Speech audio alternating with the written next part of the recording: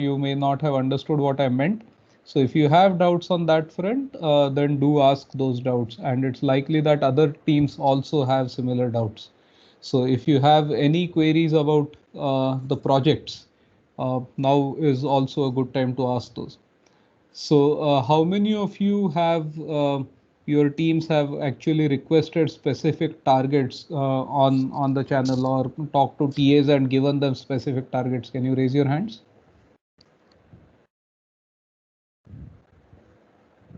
So I see only two hands raised here, three now. So for the rest, is there is okay? We are up to four or five now. Is there anything specific that you would like to ask? What is keeping you from selecting your topics and stuff? Hello, sir. Yes, Uh, Prasan. Sir, actually, our topic was exoplanets, and Okay. we came up with a bit of difficulty that finding the transit depth.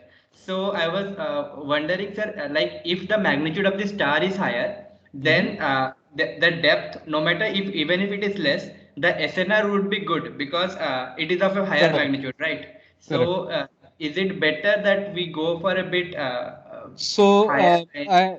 were you the team that was in discussion with, I think, Gaurav about exoplanets? Yes, sir. Yes, sir. Okay, so we had a little discussion among the TAs about this yesterday and earlier today. So we have actually identified a few candidate objects where you may get good transits, which where the magnitude of the transit is say zero point 0.3 or sorry 0.03 at least. Yes, Okay, sir. and what you're saying is absolutely right. When you go to brighter stars, the SNR is higher.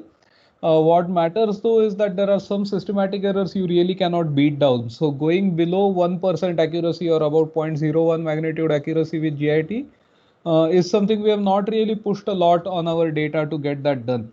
Okay, so that is a territory where we have to tread carefully. Instead, for example, there is actually a transit event that is happening tonight where we have a exoplanet that is going to be transiting a white dwarf. Okay, so it's a planet instead of being around a main sequence star, it's an exoplanet around a white dwarf. Now, what that means is remember radius of the sun. Does anyone remember the number? It's about 800,000 kilometers. Radius of a white dwarf on the other hand is much more like radius of Earth, so 6-7,000 kilometers. Okay, so by making the star that much smaller, when the same size planet passes in front of it, you get a much larger variation in the brightness. So this white dwarf exoplanet, the transit depth is about zero point 0.1 magnitudes, and that will make it much easier to detect photometrically. So, Prasun, you should discuss with Gaurav about this right after the lecture. And if you people are okay with that target, then we can actually get data for that target tonight. Okay, okay, sir. Okay, yes, sir. We are discussing it within our Yes. teams already. Okay and ये lecture के बीच में discuss मत करो lecture के वक्त मुझे सुनो या फिर सो जाओ don't snore too loudly and you can have that discussion afterwards okay I meant sir before it. Before it, we have done Okay. already. Means Okay, that is good. Now, other teams also, by the way, instead of worrying about exact things, this is exactly the sequence of observations and so on. What I've been encouraging you throughout is, of course, to come up with a plan. I don't want you to walk up to TS saying "हाथ ऊपर करके कुछ तो दे दो यार" करके. That's not the way it is. But you don't have to worry about every minute detail in the plan. Okay, we have a lot more experience, and some of the things just get better with experience. So we have all this experience with observing, so we will be able to help you tune your observing windows, tune your or if your target is problematic, we'll help you identify another one, just as I gave a specific example of an exoplanet to this team right now. Or if you have questions about exposure time, about other issues, we will help you with all of those. Okay. Before I ask if there are more questions, let me announce one more thing. The last lecture before midsem, we had given it as an off lecture, and of course, we are going to lose two more lectures in this semester to holidays.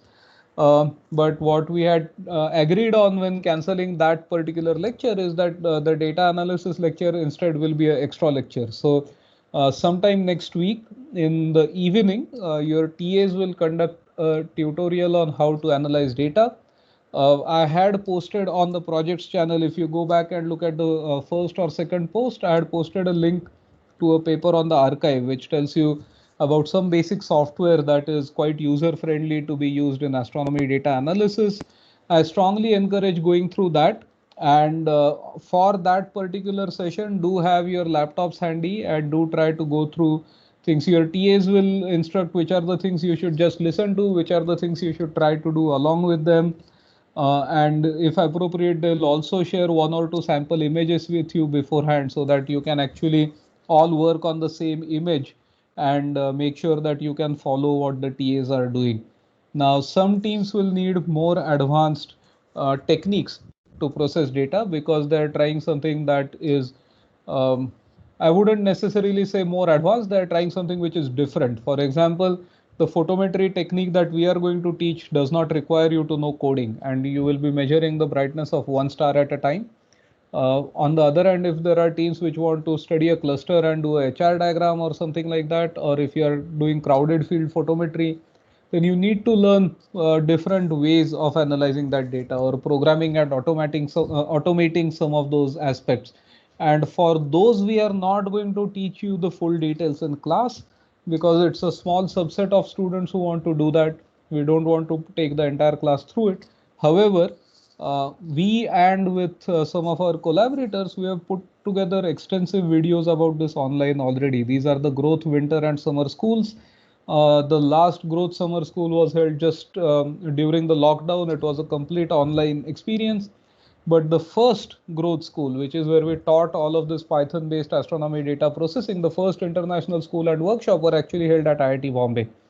And all the modules that you see even in the 2020 growth summer school are all derived from modules which we developed at that time. Okay, so all of this material is available.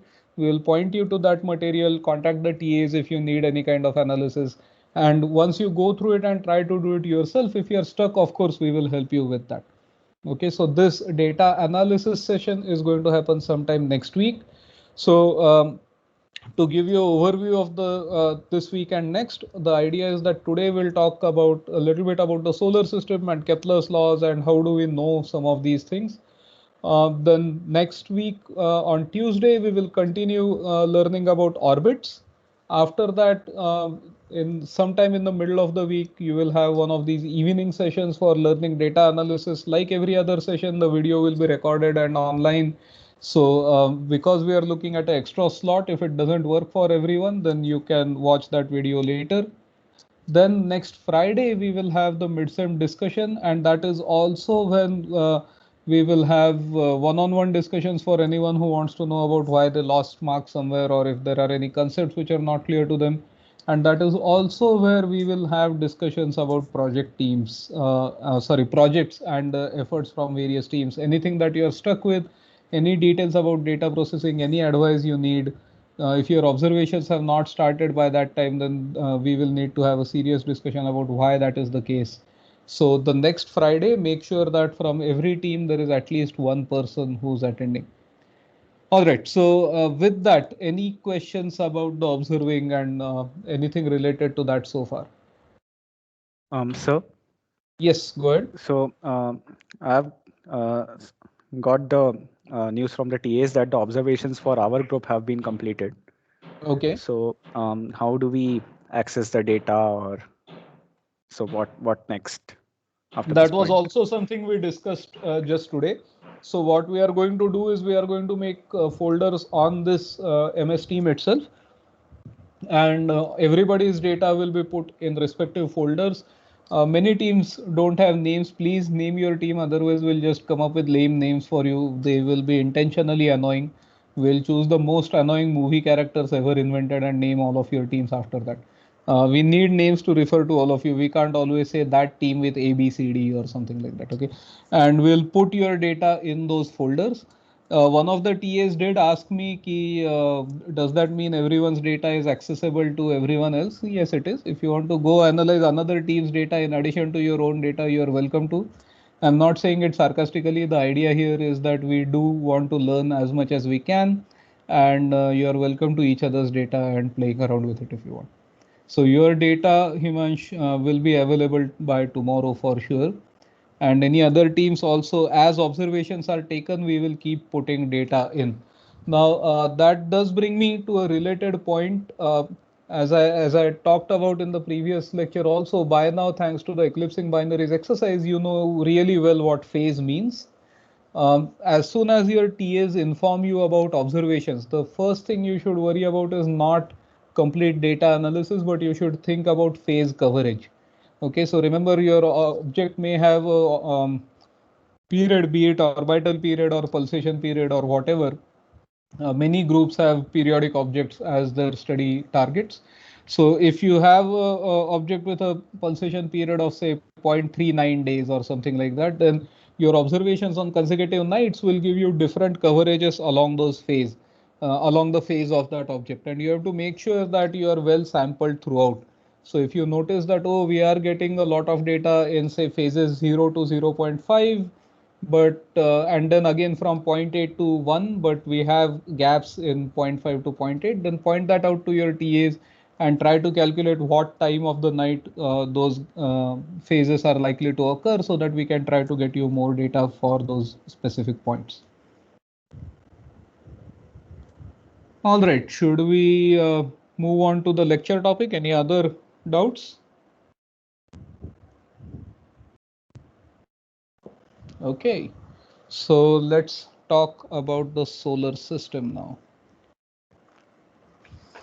So yeah, let's start with the Earth. Have you people heard about this flat Earth idea? Anyone here who knows that the Earth is spherical? How many of you know the Earth is spherical? Or round or oblate or whatever? Okay, that tells me how many people are asleep. 9 out of 27 people know that the Earth is round. Maybe I should ask the remaining people, why do you not know that the Earth is round? Okay, more hands going up and down. How do we know that the Earth is round? Let's start from there.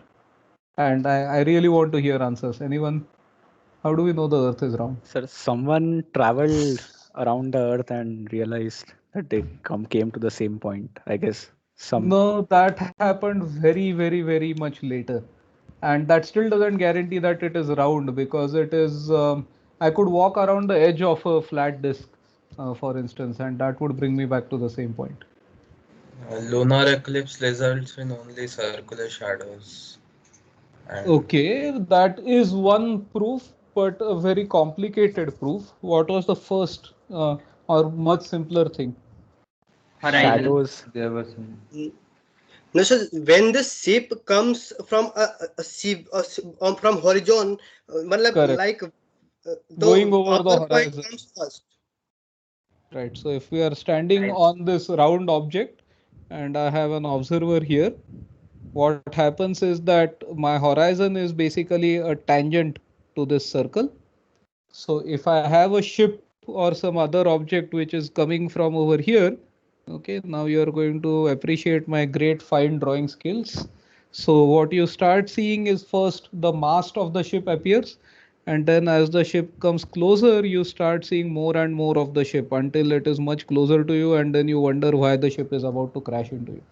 Okay, so when the ship is far away, you first just see the tip, and slowly as the ship comes closer to you, you start seeing more and more of it, which is what led people to realize that, wow, we are probably looking at something round.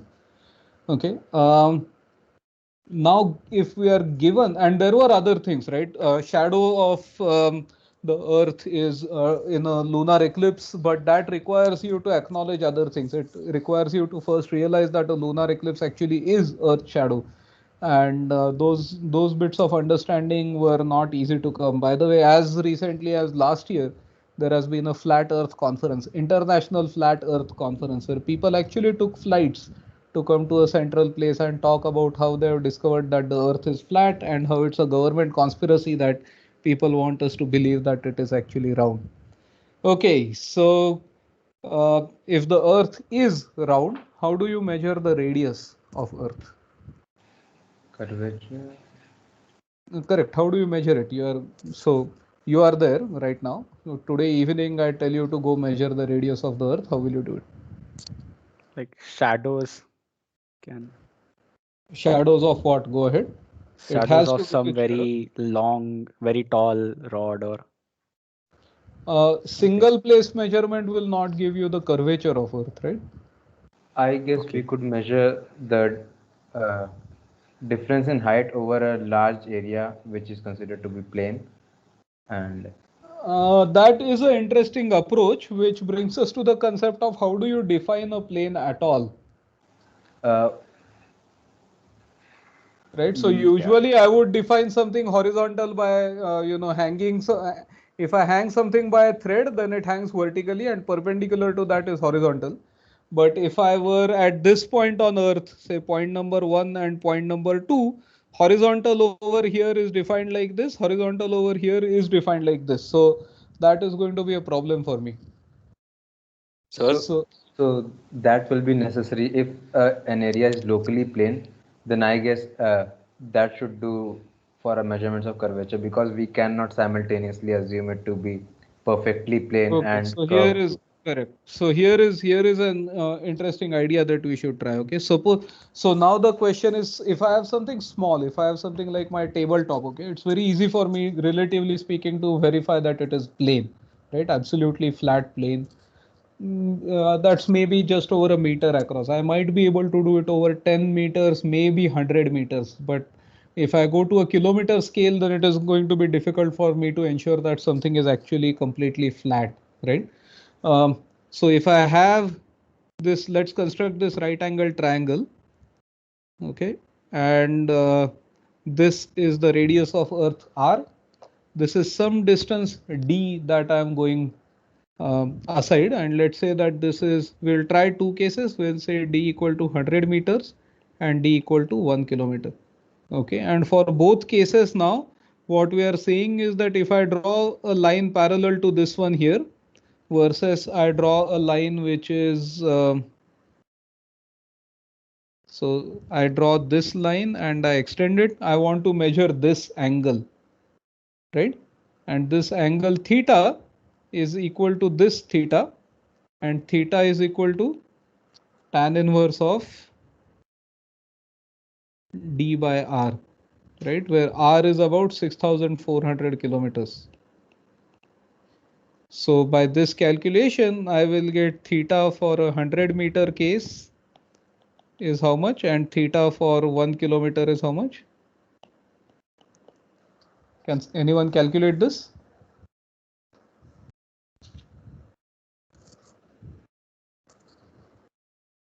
Anyone with a calculator? We can try to do it without a calculator. This is simply 1 by 6,400 radians.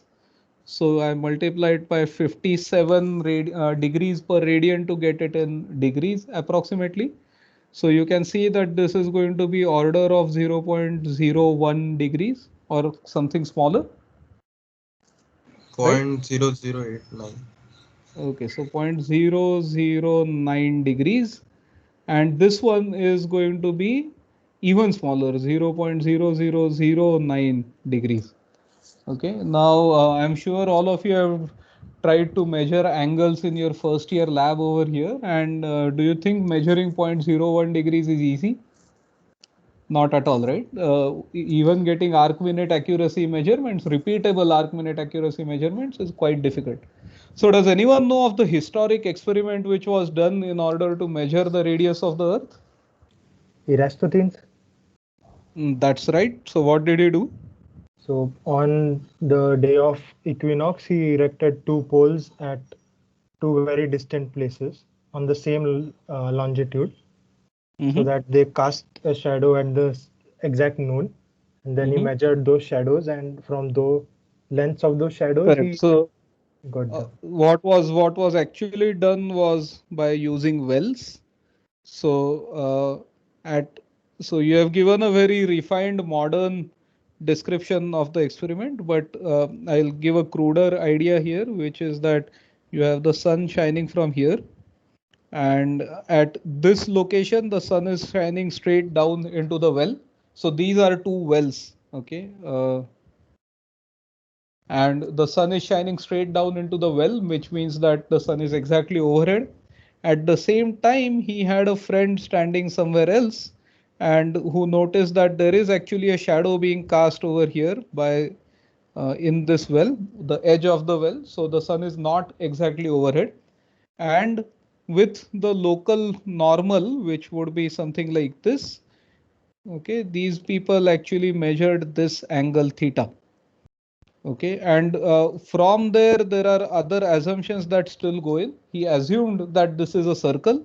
So now he simply had to say that this angle is theta, this is the radius of Earth, the distance between these two cities is d, and that is where it matters that you measure this carefully, exactly north-south, exactly east-west, which way things are changing and so on. You have to be careful with a little bit of details there, and then you simply have d equal to r theta, and based on that the first radius of Earth measurement was actually done. Okay, and now we can actually do a lot better. We of course have satellites floating around in space. We can measure things with centimeter accuracy with GPS and so on. We have measured continental drifts. We have gone far beyond this. Okay, but now that is about radius of Earth. How about say radius of the moon? Or how would you measure say distance to the moon? Okay, distance and radius of the moon are linked to each other. You have the angle that you can measure. So how would you actually measure distance to the moon? Radar techniques. Yeah, but I mean, that would imply that distance to the moon would be known only after the Second World War. That's when radar was invented. We clearly knew it. Okay, so parallax is one idea. So how would you use parallax to measure distance to the moon? Parallax from what observations? The experiment we thought of doing in the class. Correct. So that is the experiment which we had discussed, which is that you have the moon in the sky here and you have people at different locations on Earth, separated by some distance d. This is I see more people in class today, so this is d and this, let's say, is r. So you have your parallax, your total angle here theta. If we are in the small angle approximation still, then theta is approximately d by r, and r here is about 385,000 kilometers. Okay, but you have to realize that this is going to have some other effects that we have to worry about. The radius of Earth is how much? Is 6,400 kilometers. So this is now about 2% or so of the Earth-Moon distance. And so neglecting that will give you errors of the order of 2% if you are trying to measure the distance to the moon. And parallax was one way in which this was done. But before that, again, Hipparchus had actually done a trick back in the Greek days for measuring this, which is that they had actually used a lunar eclipse. Okay, so the idea is similar as before. You have a round Earth here, and you have the moon, and from far away. So they still assumed, by the way, and this was an assumption at that time, that the sun is very far away. So you have sunlight coming in,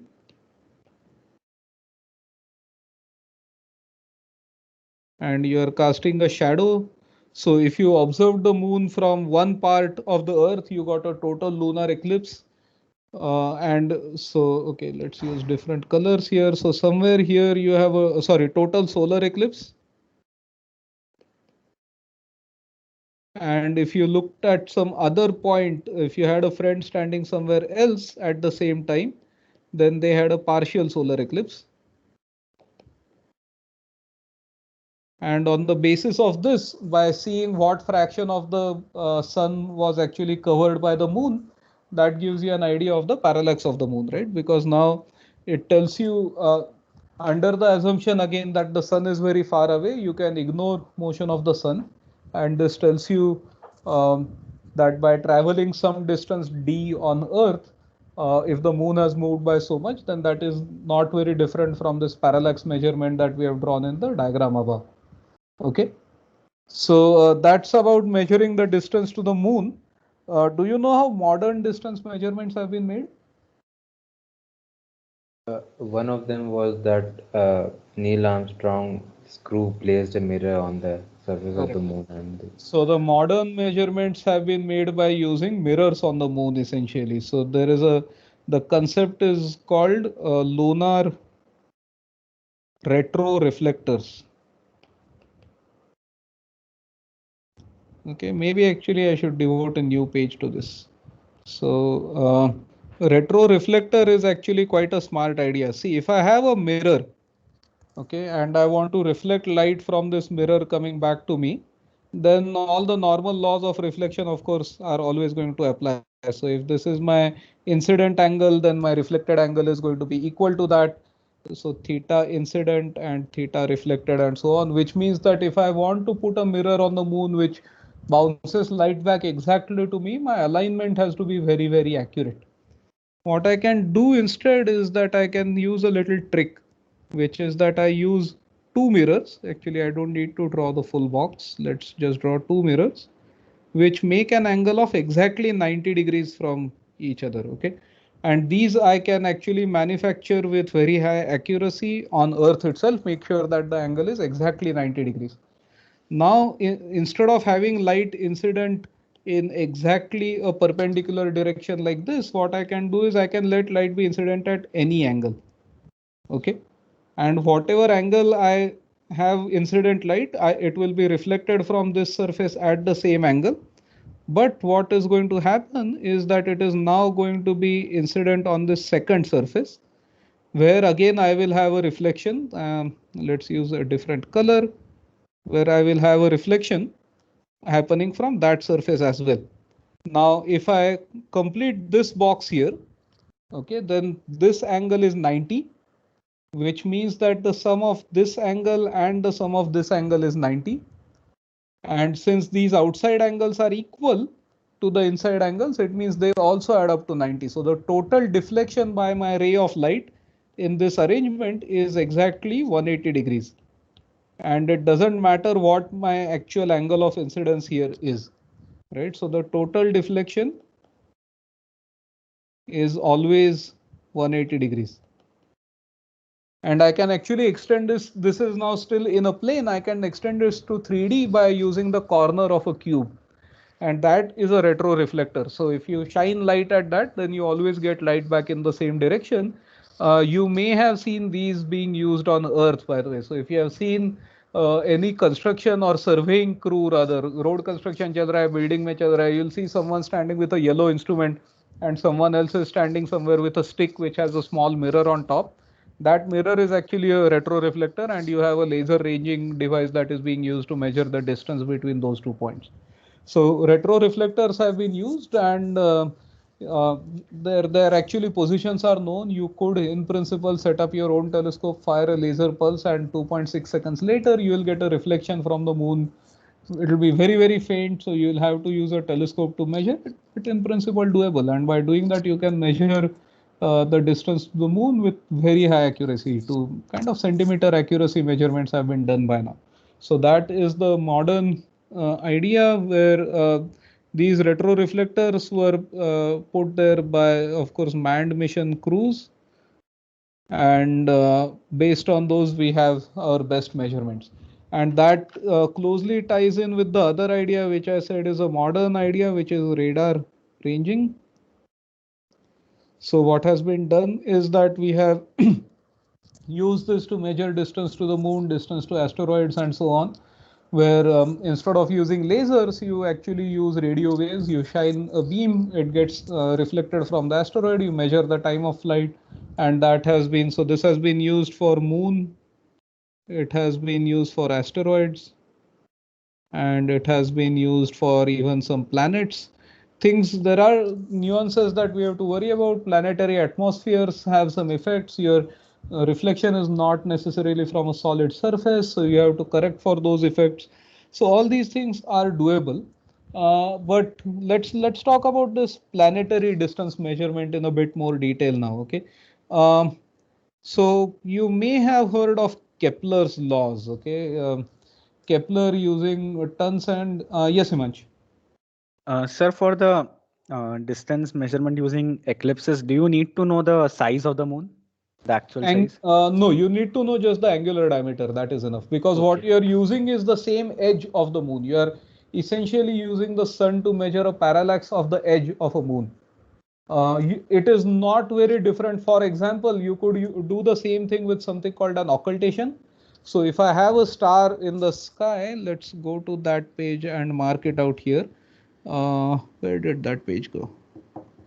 Right here. Okay, so the same thing I could talk about by using a star in the sky. Okay, so if there is some star at some location, and if the moon is over here, then for an observer at this point, that star is just about to get eclipsed for the moon by the moon. But an observer at this point, there is still some distance that the moon needs to move in order to eclipse that star. So that could also be done. And these are called lunar occultations. Lunar occultations.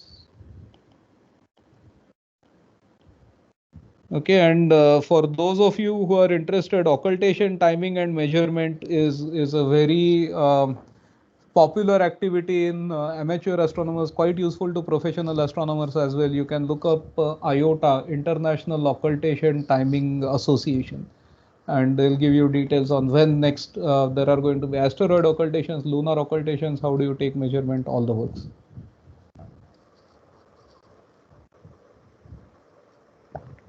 In the second half of the semester, you are going to see me take a lot more water breaks. Mumbai is already at 38 degrees, and our offices here have shared ACs, which means that thanks to COVID, we can't have them on, and I can't quite have my windows open. I talk quite loudly, so I'm sitting in a closed, stuffy room talking to all of you. All right, so Kepler's laws. Okay, Kepler was using all of this observational data from Tycho Brahe and others, and based on all of that, he put together some laws which said planets move in elliptical orbits and things like that. But how do we actually measure distances to the planets? So what can we do for that?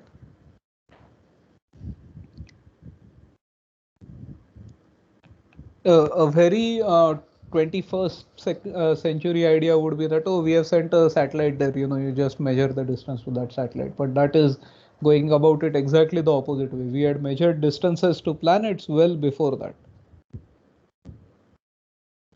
And how do we know the shape of their orbits?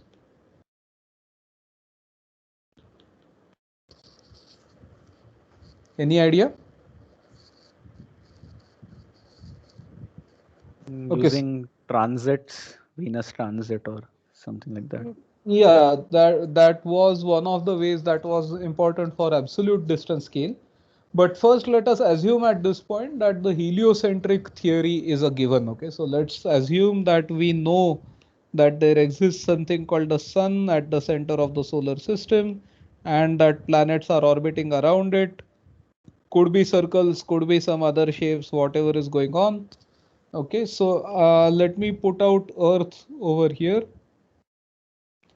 And let's first talk about an inner planet.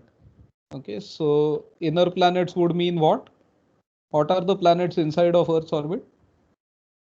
Mercury and Venus. Right, so let's take Venus for argument's sake. Okay, as observed from the Earth, okay, Venus will always be within this cone. Okay, so the maximum angle of Venus from the sun is called elongation. So elongation of a planet, this is nothing but angle from sun. Okay, and the maximum elongation, how large can it be for an inner planet? So for simplicity, if we assume that the orbits are circular, okay, the planet will be farthest away from the sun when this is actually a tangent. Correct? That's exactly how you define a tangent. So I have a right angle triangle here again. This is the radius of the planet's orbit. This is the radius of the Earth's orbit. So I get I have sine theta is equal to sine theta max, let's say, is Rp divided by Re, right? And by getting that, I can get an idea of the size of the orbit. This is all well and good if the orbit is circular. But if the orbit is not circular, then things start becoming more complicated. So how would I measure an orbit which is not circular? I have no way of measuring the distance directly. I'm just trying to ascertain the shape of the orbit. Any ideas on how we would go about that? I guess we could measure angular distance over short periods of time and then pile the data up, maybe. So an angular separation, so that's a good start, right? So suppose I measure that the planet was, say, here. Okay, let me put it here. Suppose the planet was here today and it was here tomorrow. I will get a different line tomorrow.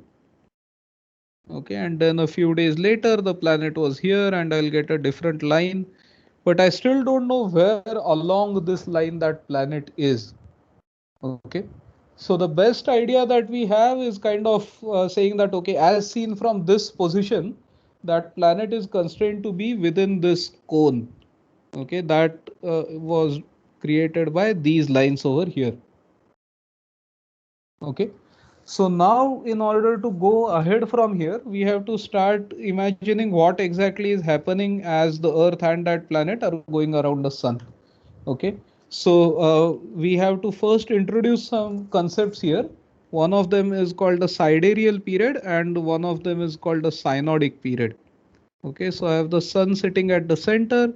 I have the orbit of a planet P over here, and outside that I have the orbit of Earth.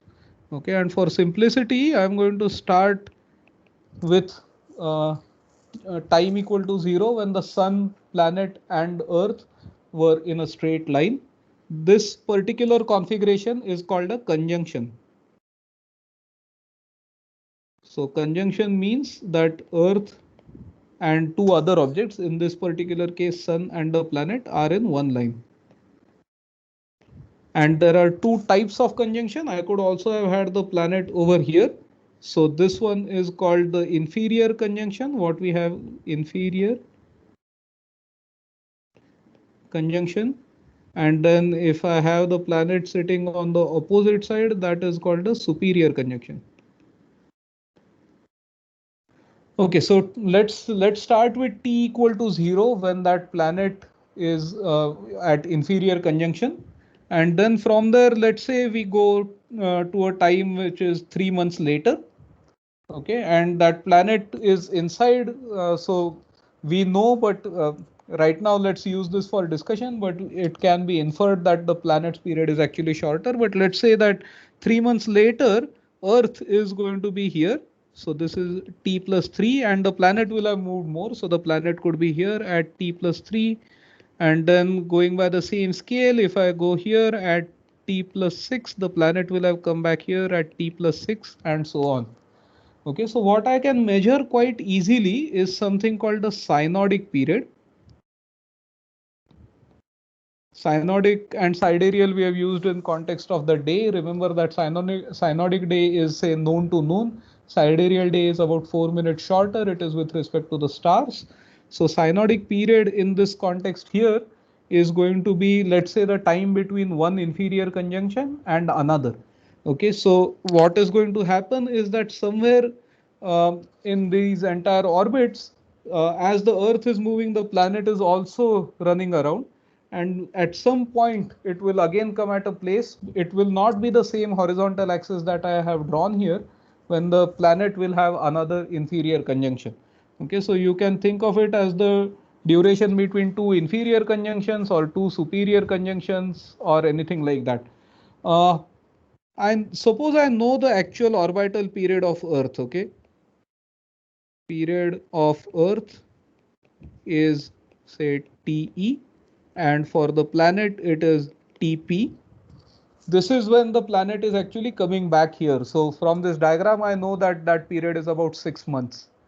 Okay, based on this, can you tell me when the next conjunction would happen?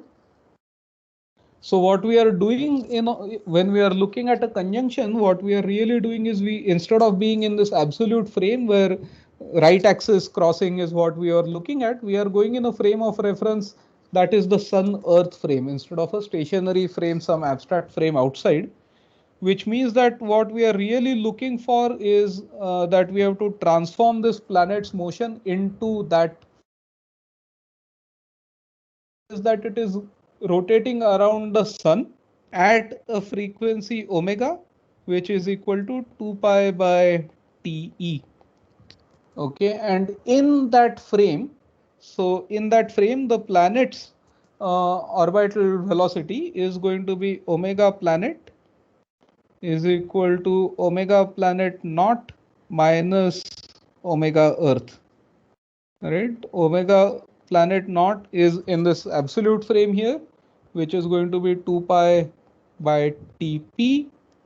So I simply get, and this now is the synodic angular frequency. So the synodic period, so 2 pi by T synodic is equal to 2 pi by Tp minus 2 pi by Te.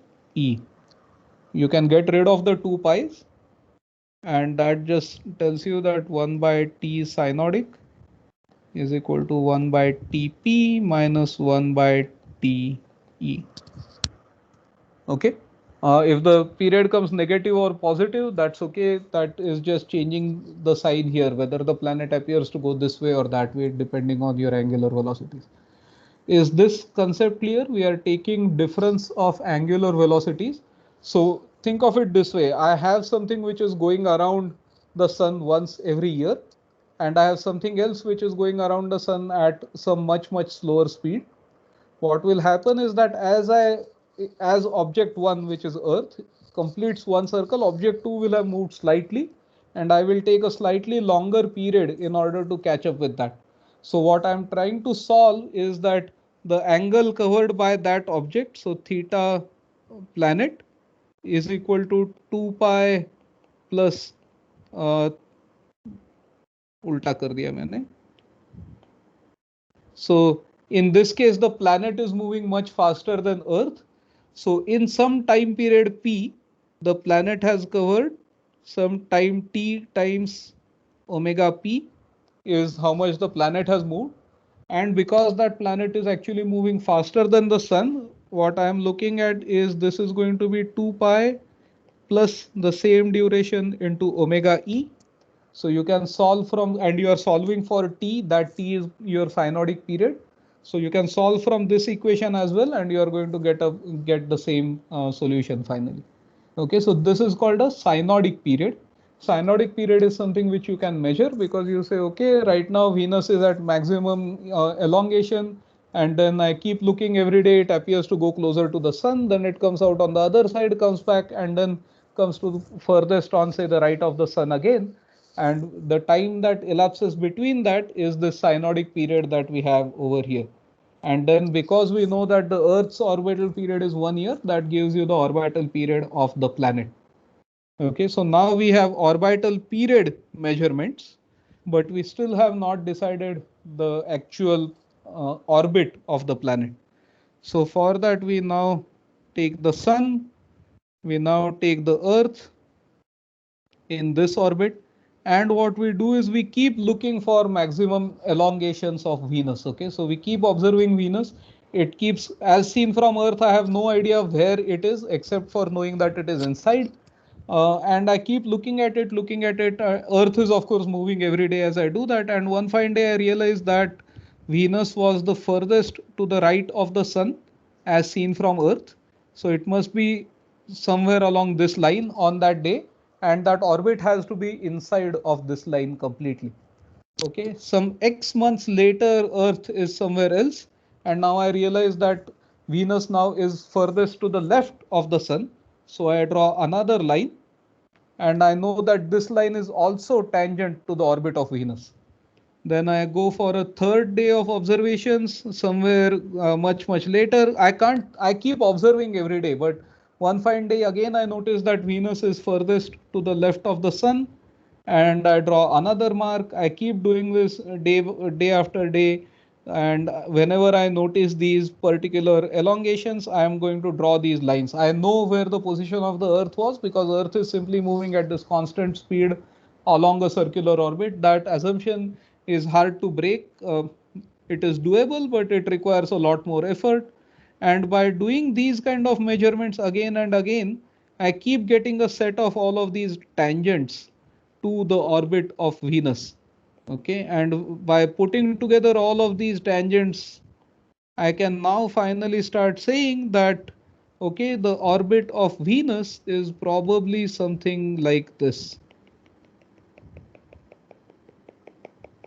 Because all of those lines that I have drawn over time have to be, so at maximum elongation.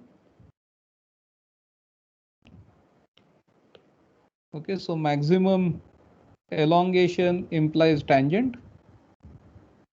So we keep observing and realize that this must have taken ages, right? Lot of people will have to observe every time. We are banking on the fact that these elongations are coming at different times, so that the Earth is at different points in its orbit.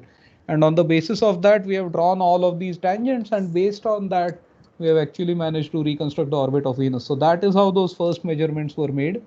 And that is how Kepler could actually determine that Venus and Mercury have elliptical orbits. Now, Mercury, more accurate measurements are a nightmare because Mercury actually precesses. The orbit is not a closed orbit because it is not fully dominated by Newton's laws. We have to take relativistic factors into account. Okay, so this is how you measure the orbit of inner planets. Any questions on this? Sir, how did they rule out the fact that Earth is at the center of the solar system?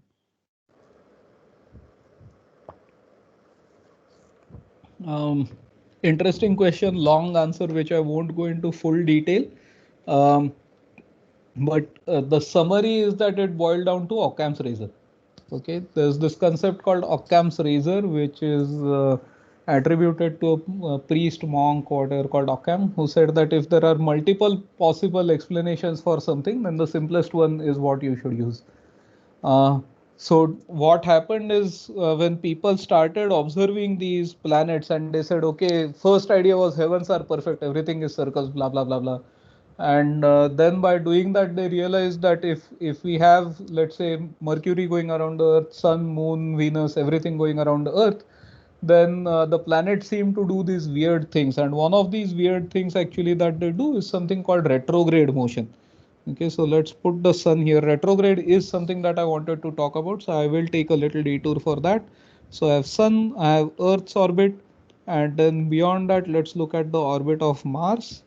I am going to cheat a bit and I am going to use some modern knowledge that we know in order to make this explanation easier. Okay, the modern knowledge that we are going to put to use here is that we know something about the speed of these planets' orbits. Okay, well, actually, you don't quite need all of that information. So let us simply use the fact that Earth is going to go around the sun faster than Mars is. Okay, let's just work on that. So what's going to happen is that, let's say on day 1, Mars was here, and day 2 Mars was here, day 3, these are not consecutive days, so this is 1, 2 and 3, and at the same instance of time, which could be many months apart, these will be the positions of Earth. Okay, so Earth at this is 1, 2 and 3. Okay, so what is happening here is now Earth is moving like this, Mars is moving like this. The net angular velocity of Mars as seen by Earth is going to be this way. At this point, Earth is moving like this, Mars is moving like this. The net angular velocity actually is going to be ulta, because I'm overtaking Mars and Mars is now going to sweep back for a little bit. Until I come to this point, Earth's velocity is this way, Mars velocity is this way, and the net angular velocity omega is going to be that way. So as seen in the background of stars, Mars actually does something like this. Okay, so this is motion of Mars on the sky. And this is called retrograde motion. Okay. Okay, so retrograde motion was a problem. Why are these planets doing all these funny things? So for explaining retrograde motion, they introduced a concept called epicycles. Okay, so the idea was that heavens are still perfect. Everything is going around the Earth at the center. So what you have then is you have Earth, and around Earth, instead of having Mars orbiting directly, you have Mars, which is, so you have the orbit of Mars being this way. Okay, so Mars is orbiting some fiducial point. There is nothing quite at this point, some orbit point. Okay, so this point is now going around the Earth, and then Mars is going around that point. So you can start thinking of this as a Taylor expansion or higher harmonics and so on. But after doing all of this and starting to make these kind of explanations, so this would explain this, right? Because at some point suddenly Mars is going to appear moving this way, because it is Mars is now going around this and the center itself is going around this. So you have this kind of cyclic motion. And when analyzing all of this, they realize that all of this becomes much easier if we just put the sun at the center, which was a very difficult thing to do those days, because you would end up in jail, being killed. You could just be stoned to death or whatever, bad times. Okay, and they are called dark ages for a reason. Whenever science is not believed in, society goes backward. That is a lesson that society never seems to learn, and is something we should be very, very careful in communicating science. That science doesn't care whether we think that the Earth is at the center of the solar system or not. Science is just what it is. So in order to get rid of this, that eventually led to the heliocentric theory. All right, so that is now about the orbit of the inner planets. We drew a lot of these tangents. What if I'm looking at the orbit of some outer planet, okay, Mars, for instance? Is there any limitation on how far Mars can be from the sun? So these diagrams are clearly telling us that I could have a scenario where Mars is exactly opposite to the sun, and this point is called opposition. Okay, so this is opposition. But I could also easily imagine a conjunction scenario where Earth, Sun and Mars are in a straight line, where Mars would be sitting here. Okay, so on day 2, suppose Mars was sitting here, this would be a conjunction. So you can have the angle anywhere. You are not going to be able to use those tangents anymore. So how would you actually measure the distance?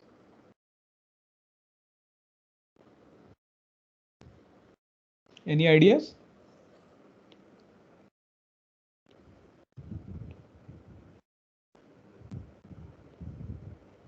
All right, let's try to do something else with it then. Okay. Suppose I tell you the orbital period of Mars, right? And that we now know how it can be measured, because what we do is we measure the synodic period of Mars. We know the sidereal period of Earth. So basically we know how, if we know how long it takes from one conjunction of Mars to another, then on the basis of that we can calculate what the sidereal rotation revolution period of Mars is. Okay. And suppose I tell you that this period is actually 1.5 years. Okay, so I have Earth here, suppose today. I'll call this E1. And I have the orbit of Mars, not to scale. Can someone correct me? I think period of Mars is not 1.5 years, no? 1.8 years? Anyone?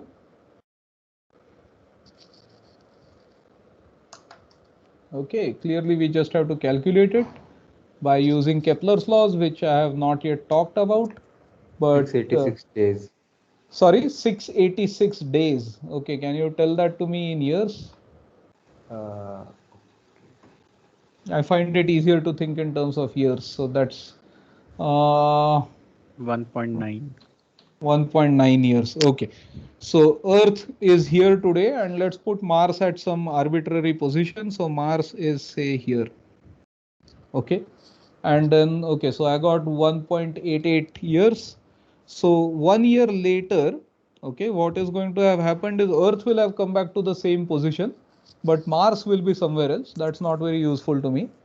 1.86 or 1.87 years later, what will have happened is that Mars has come back to the same position again, but Earth will have completed just less than 2 orbits around the Earth. So this is E1 prime. Okay. Now what I can do is I can measure the angle between the Sun and Mars on any given day, right? That is straightforward.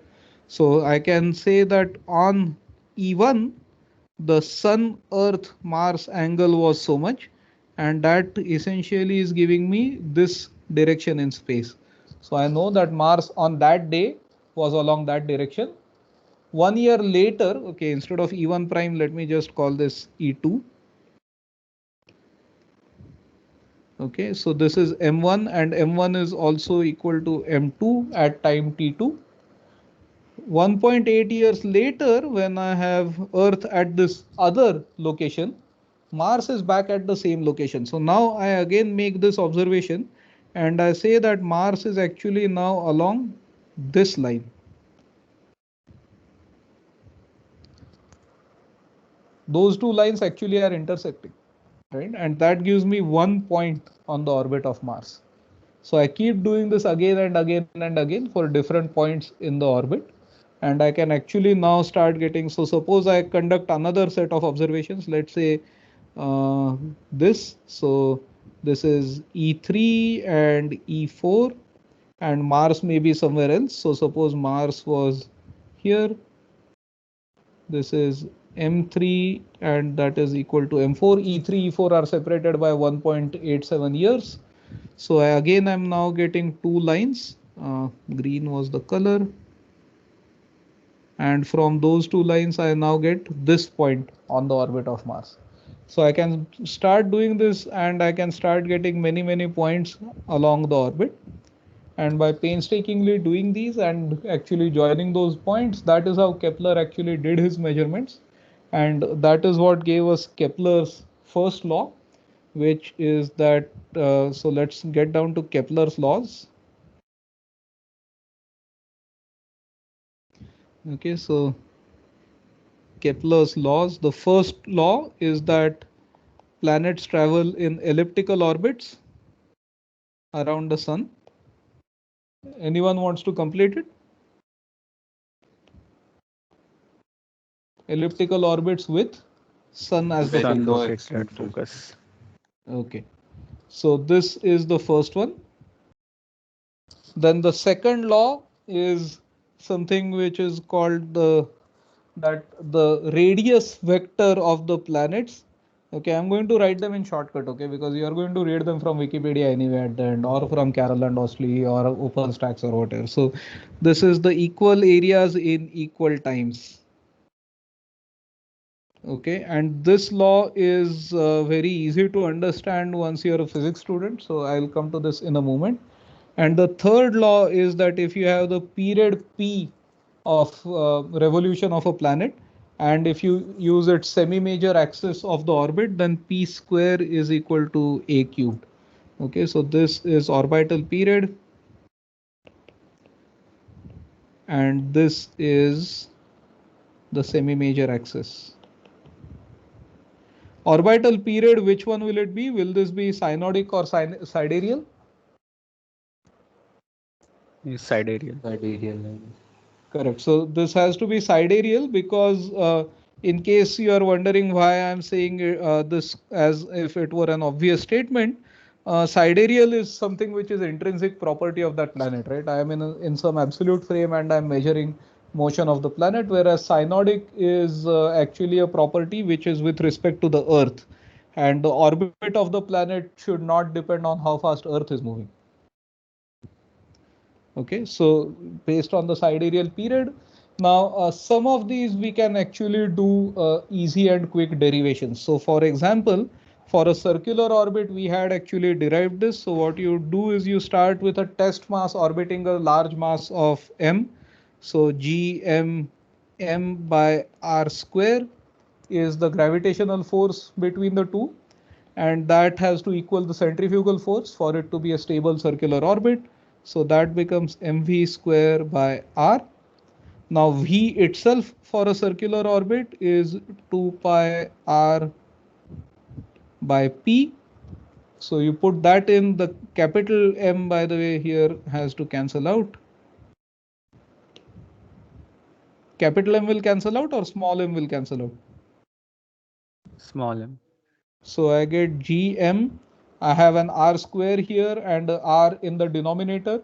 So one of them is going to cancel out. So Gm by r cubed is equal to 4 pi square by p square. Okay, where r is, I have used r because this is a circular orbit. Whereas for a more elliptical orbit, so now this is homework for you.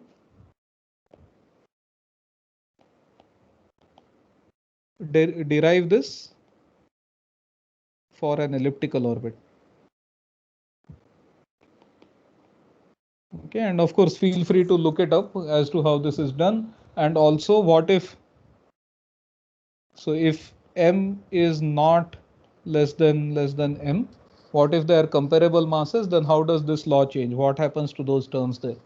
Okay, so this is very nicely derived at a lot of places. The reason I'm not covering it in class is that if I just derive it for you, you're not going to remember it anyway. It is something that you really need to work through by yourself in order to remember.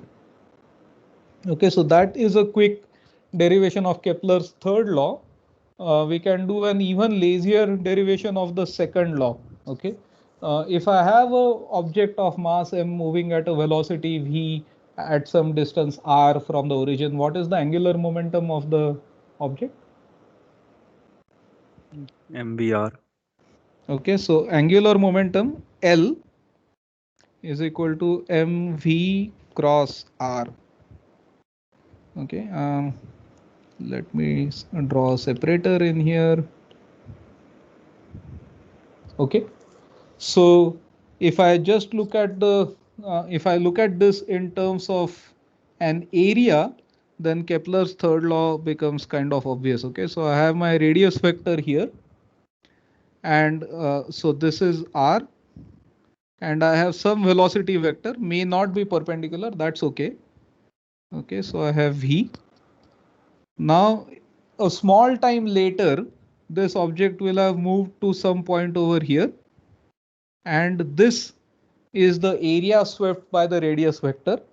Okay, so the exact wording of the Kepler's second law says that the radius vector of a planet, so the line joining the sun to the planet, covers equal areas in equal times.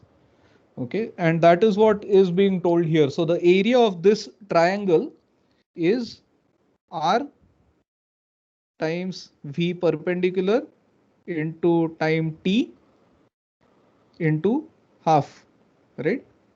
This is a right angle triangle, so half base into height is the area of that. Everyone agrees with that, or any questions on that?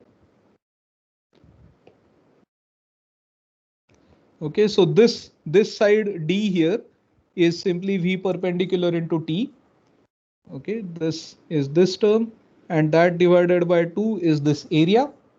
So r into v perpendicular is nothing but, so I should not use a dot here, that would mean a dot product.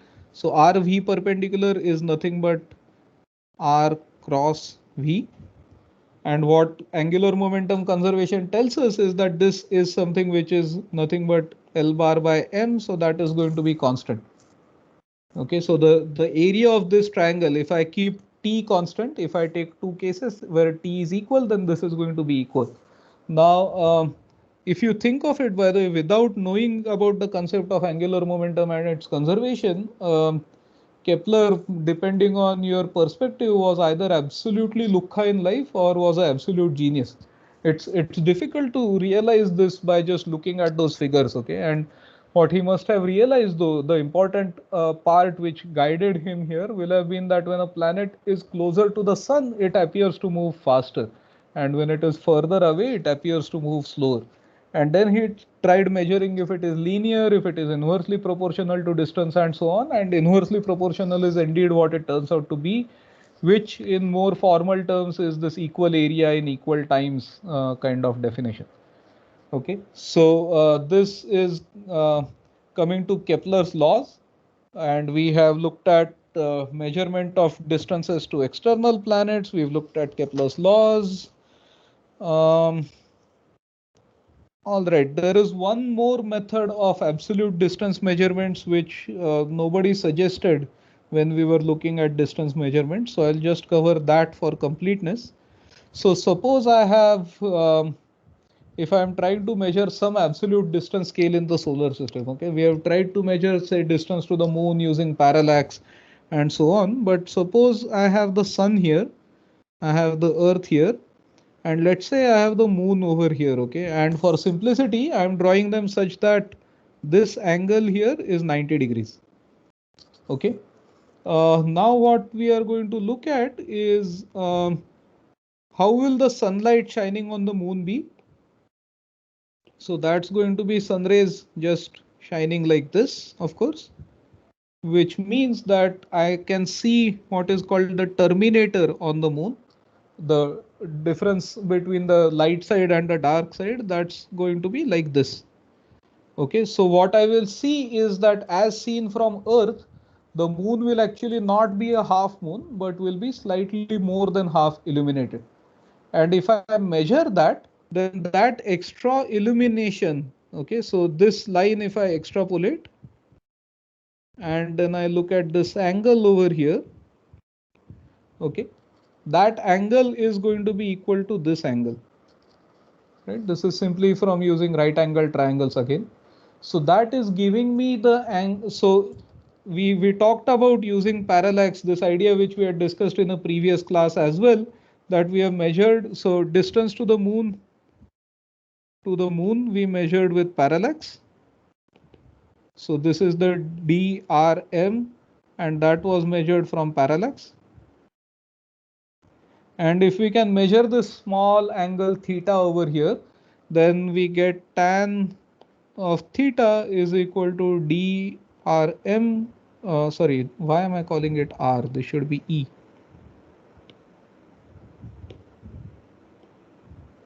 So DEM divided by DES. Okay, and again, to give you context, we could solve this by remembering the distances, but we can always use shortcuts. So the Earth Moon distance is about 1.3 light seconds. So 1.3 seconds into C divided by 500 light seconds. Light from the sun takes 500 seconds to get to Earth, 8.3 minutes, as some of you may remember. So we are looking at an angle of roughly 1 part in 400. 1 part in 60 is 1 degree. So this is 1 by 400 radians roughly. And I can multiply that by 60. So I'm going to get about 1 by 6 degree. Okay, so this will require accurate measurements, but it's doable, right? That's that angle. And this is now angle as seen on the surface of the moon. Don't confuse this with the diameter of the moon itself being half a degree. This is just saying as compared to a half illuminated face. So if the sun were really far away, what you would expect to see is that the moon, okay, so let's make two sketches here. One is if the sun was very far away, you would expect to see just this. And the second is because the sun is at a finite distance, you have a slightly additional waxing phase of the moon. Okay, and that is the difference that you are trying to measure. So this is sun at infinity, and this is sun at 1 AU. All right, and this as measured along the surface of the moon is 1/6 of a degree. So it's a difficult measurement to make because the moon is rugged, it is not smooth, it has many features on it, and within that to correct for this is not quite trivial. That actually covers everything I wanted to cover in class today. What we will do next time is we'll attack these orbits a bit more head on, and we'll also try to do some practice problems around orbits, try to calculate some of these periods and so on. We have Kepler expressed his law as directly p square by r cubed. This is something we had also alluded to in a previous lecture, where these constants in the equation that I have over here, these constants I can get rid of if I know that R in AU and P in years gets these constants equal to 1. Right? If I put R in AU, then then M will have to be, or G will have to be measured in some weird units. But for Earth, R equal to 1 gives P equal to 1 year. So astronomical unit, that is why became one very easy standard. So to cap it all up, this has been a little meandering ride today, but I intended it to be more discussion based. If it were in class, then we would have had a lot more discussion based things, potentially even stretched it out across more than one lecture. Measuring distances in astronomy is difficult. Getting the size scale of the solar system took a long time. Relative distances were measured first by doing complicated things like the ones mentioned here, things which took a lot of patience to measure distances to inner planets, to measure distances to outer planets. And then after doing all of that, eventually people managed to use transits and eclipses and so on to measure absolute distances. We have 15 minutes left. I could go into details of the transit method, but I think instead of that, I want to leave this time free for project discussions again. So I'm going to assign you reading about the transit methods. And after doing all of that, we finally managed to get, with a lot of effort, the distance scale of just the solar system. And that distance scale is still in AU. The nearest star is 1.3 parsecs. 1 parsec is 2 into 10 raised to 5 AU. Getting those distances was much, much harder. And getting distances to other parts of the galaxy, to distant galaxies, became that much harder. On Tuesday, we will talk more about orbits. We'll look at a few formulae from orbital mechanics, try to do some calculations. And after that, later in the semester, maybe another week from then, I will actually talk about distance ladder or distance scales in the universe. So we will stop here for now, and I want to encourage, if you have any questions about this, and of course, other than that, I want to encourage discussions about projects. Anything, any doubts that you have, that's where your own working and your hands-on learning is really kicking in. All right, let's stop here. Sir, Yeah. so I